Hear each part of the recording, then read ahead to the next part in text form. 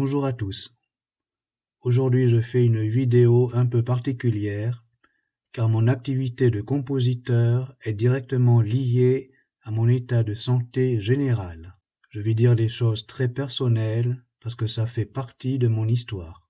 Je suis orphelin depuis l'âge de 3 ans. Ma mère est morte d'une tumeur au cerveau à l'âge de 30 ans. Depuis tout petit, je vis avec une fatigue cérébrale chronique très sévère, lenteur mentale, confusion, somnolence, perte de mémoire. Et en parallèle, et c'est ce qui surprend souvent, j'ai toujours entendu de la musique complète dans ma tête, des orchestres entiers, des partitions, des œuvres déjà toutes structurées. Je ne sais pas s'il existe un lien entre tout ça, je ne l'affirme pas. Ce que je sais, en revanche, c'est que mon cerveau a toujours fonctionné de manière atypique, très fragile pour l'effort cognitif, mais extrêmement vivant pour la création musicale. Toute ma vie, j'ai donc cherché non pas à devenir normal, mais à comprendre comment faire fonctionner ce cerveau sans souffrir. Cette vidéo est un témoignage personnel. Je ne suis pas médecin, je ne vends rien, je ne donne aucun conseil médical. Je partage simplement mon histoire après plus de 30 ans d'observation sur ma propre santé. Ce qui a marché pour moi n'est pas universel, mais si mon parcours peut donner de l'espoir ou ouvrir des pistes de réflexion, alors il mérite d'être raconté. J'ai aujourd'hui 65 ans. Je suis compositeur, artiste 3D et chercheur indépendant en nutrition depuis plus de 25 ans. J'ai été diagnostiqué d'une spondylarthrite ankylosante en mai 1995 avec HLA-B27 positif.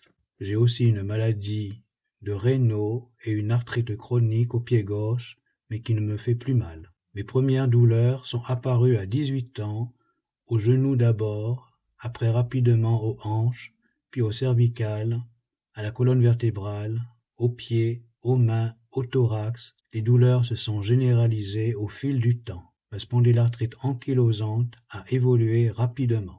Pendant des décennies, je buvais environ 1 litre d'eau par jour. Année après année, les douleurs et les raideurs se sont installées. À 36 ans, j'ai été déclaré inapte à mon métier d'ambulancier que je faisais à l'époque. J'ai pu par la suite faire une formation de comptable d'entreprise niveau BTS. Mais à cause de ma grande fatigue cérébrale, je n'ai jamais pu faire comptable. Mais grâce à ces connaissances, j'ai pu créer tout un programme automatique et complet sur Excel, et c'est à partir de là que j'ai commencé à faire mes recherches approfondies en nutrition. En 2002, j'ai essayé le régime Senialet, sans gluten, sans produits laitiers, avec beaucoup de végétaux et de fruits secs. Après 3 mois, mon état s'est brutalement aggravé. J'ai dû passer sous cortisone et c'est là que j'ai attrapé ma toute première arthrite au pied gauche qui m'a fait souffrir pendant plus de 6 mois. Avec le régime Senialet, j'ai attrapé quotidiennement de puissantes crampes aux pieds et aux mollets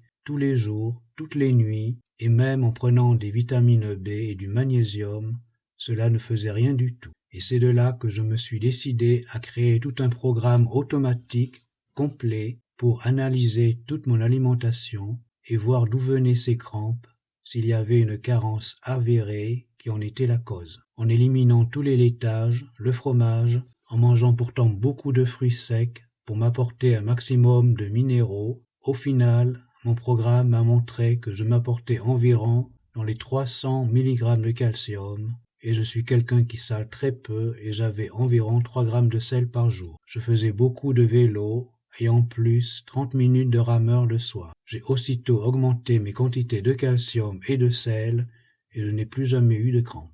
Et mes douleurs ont légèrement diminué et c'est ainsi que j'ai continué à chercher à comprendre s'il y avait vraiment une corrélation entre la nourriture et les douleurs inflammatoires. Et depuis plus de 25 ans, chaque jour et chaque repas se transforme en une étude personnelle où j'analyse les réactions de mon corps, de mon cerveau, par rapport aux quantités de mon alimentation, les quantités de minéraux et de vitamines que je m'apporte au quotidien pour analyser les réactions de toutes mes douleurs et comprendre comment mon corps fonctionne. Et au bout de 20 ans de recherche et de pratique constante, j'ai découvert des choses étonnantes et incroyables et c'est ainsi que j'ai pu me guérir complètement de ma spondylarthrite ankylosante, de maîtriser ma fatigue cérébrale. Je n'ai maintenant plus aucune douleur ni raideur, je suis en plus un ancien bègue. J'ai bégayé jusqu'à plus de 55 ans, et grâce à mes recherches et à mon protocole alimentaire que je pratique, je me suis guéri de mon bégaiement, ce qui peut me permettre de faire entre autres des vidéos. Je ne prends plus aucun traitement, aucun antidouleur, car c'est toute mon alimentation et mon protocole qui inhibent complètement l'inflammation et qui empêchent les douleurs de revenir. Ma dernière prise de sang montre que ma PCR est à 0,7 mg par litre. Et voici maintenant l'une de mes plus grandes découvertes et mon plus grand secret pour ne plus avoir de douleur et même, en quelque sorte, retrouver pleinement la santé. Cela ne s'est pas fait en un jour, cela s'est fait sur des mois, voire des années, pour que je comprenne le fonctionnement. En réalité, je n'ai rien découvert, car je ne suis pas scientifique, et c'est au contraire en étudiant la médecine, la science, que j'ai compris certaines choses, et en les mettant en pratique, cela marche à merveille, en tout cas sur moi. J'ai compris comment inhiber l'inflammation à la source, au point que le gène HLA-B27, pourtant présent, n'ait plus d'effet délétère dans mon corps. Beaucoup de gens croient que l'inflammation est certes due par des gènes qui occasionnent et qui déclenchent l'inflammation chronique, mais surtout par les bactéries provenant des intestins qui provoquent et alimentent l'inflammation. Et en réduisant la quantité de la production de ces bactéries et en améliorant le microbiote, cela a un impact positif sur l'inflammation. Quelque part cela est vrai, mais ce ne sont pas les bactéries venant des intestins qui sont la cause de l'inflammation. La cause des causes est bien plus subtile et surtout a priori méconnue du public et même de la médecine. Je vais vous expliquer ce mécanisme de la manière la plus simple possible. Je précise d'emblée que je ne suis pas médecin et que je ne prétends pas entrer dans les détails médicaux approfondis. Dans ce que je vais décrire ici, je parle de l'inflammation chronique, pas des inflammations aiguës liées à des infections, des virus ou des traumatismes. Selon mon expérience personnelle, le point de départ de l'inflammation chronique n'est pas directement lié aux gènes ni aux bactéries intestinales. La cause première, dans mon cas, a été un problème de déshydratation. Lorsque le corps est mal hydraté, il se produit des micro-frottements au niveau des articulations. Ce sont ces frottements mécaniques qui peuvent au départ déclencher une inflammation. Ce qu'il est important de comprendre, c'est que le gène HLA-B27 n'est pas la cause initiale de cette inflammation. Je le vois plutôt comme un déclencheur ou un amplificateur. Lorsqu'il existe déjà un stress mécanique dû à un manque d'hydratation, la présence du gène peut accélérer et intensifier la réponse inflammatoire. Une personne en bonne santé, sans terrain inflammatoire particulier, peut être légèrement déshydratée sans développer d'inflammation articulaire. En revanche, chez une personne porteur du gène HLA-B27 ou plus largement d'un terrain inflammatoire chronique, cette même déshydratation devient problématique. Le frottement mécanique agit comme une étincelle, le gène comme un accélérateur et l'inflammation peut s'installer durablement, surtout si la personne ne comprend pas ce mécanisme et ne corrige pas la cause de départ.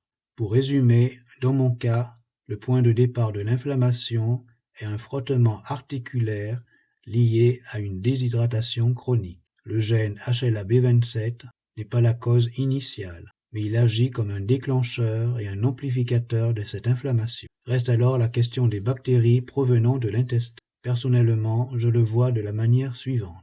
Lorsque certaines bactéries passent de l'intestin vers le reste du corps, l'organisme cherche à s'en débarrasser. Une des façons qu'il utilise, c'est de les diriger vers les zones déjà enflammées, là où le système immunitaire est activé, afin qu'elles soient éliminées en même temps. Le problème, c'est que ces bactéries qui se logent dans les sites inflammatoires n'apaisent pas l'inflammation, elles l'aggravent. On peut les comparer à des bûches qu'on jette dans un feu. Plus on ajoute de bûches, plus le feu devient intense, en réduisant naturellement l'intensité du feu, jusqu'à parfois l'éteindre. De la même manière, moins il y a de bactéries provenant de l'intestin qui alimentent les zones inflammatoires, moins l'inflammation est intense. C'est pour cette raison que beaucoup de régimes considèrent que l'inflammation est liée aux bactéries intestinales. Dans ma vision des choses, ces bactéries ne sont pas la cause première, mais un facteur qui entretient et aggrave l'inflammation déjà présente. En les réduisant, on réduit mécaniquement l'intensité du processus inflammatoire. On pourrait se dire qu'il suffit simplement de boire davantage pour neutraliser le problème de l'inflammation. Malheureusement, les choses ne sont pas aussi simples. Augmenter les quantités de liquide, que ce soit de l'eau ou même des végétaux riches en eau, n'entraîne pas automatiquement une bonne hydratation. Boire plus ne signifie pas forcément être mieux hydraté. Pour que cela fonctionne, il faut une hydratation réellement optimale et en pratique, très peu de personnes ont une hydratation optimale au quotidien. Autrement dit, boire davantage ne garantit pas à lui seul une hydratation suffisante des cellules et des tissus. Je vais maintenant vous expliquer comment, dans mon cas, j'ai réussi à obtenir une hydratation optimale capable de supprimer les frottements articulaires, l'inflammation et les douleurs. Là encore, c'est en m'appuyant sur les connaissances issues de la médecine et sur l'étude de certains mécanismes physiologiques que j'ai pu comprendre comment le corps fonctionne et adapter ses principes à ma propre situation. La nature est en réalité très bien faite, le corps humain est remarquablement conçu. Tout est déjà prévu pour permettre une hydratation optimale afin que les cellules, les tissus et les articulations soient correctement hydratés. La nature a mis en place un mécanisme très subtil que j'ai simplement appris à comprendre et à respecter. Ce mécanisme subtil s'appelle la glycogénogénèse. La glycogénogénèse est le processus par lequel le glucose est transformé et stocké sous forme de glycogène, principalement dans le foie et les muscles. Quand on consomme des glucides, le glucose est stocké sous forme de glycogène, et c'est ce glycogène agit comme une éponge. Il retient beaucoup d'eau dans les cellules.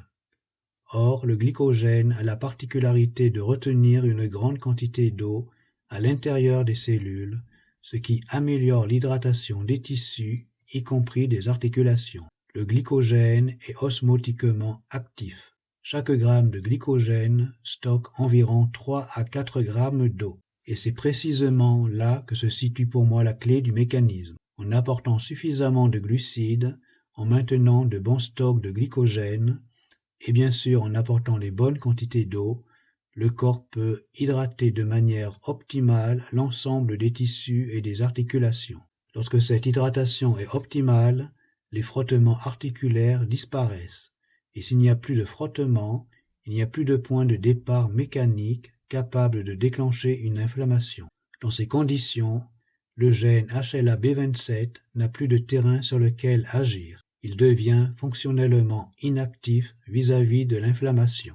C'est de cette manière que, dans mon cas, j'ai pu neutraliser les mécanismes inflammatoires associés au HLA-B27 au point qu'il ne provoque plus de dégâts dans mon corps. Contrairement à ce que font la plupart des gens, et même à certaines recommandations nutritionnelles courantes, j'ai fait le choix, dans mon cas, d'augmenter mes apports en glucides. Des repas riches en glucides me permettent de reconstituer mes réserves de glycogène et d'obtenir une hydratation optimale dans l'ensemble de mes cellules et de mes articulations.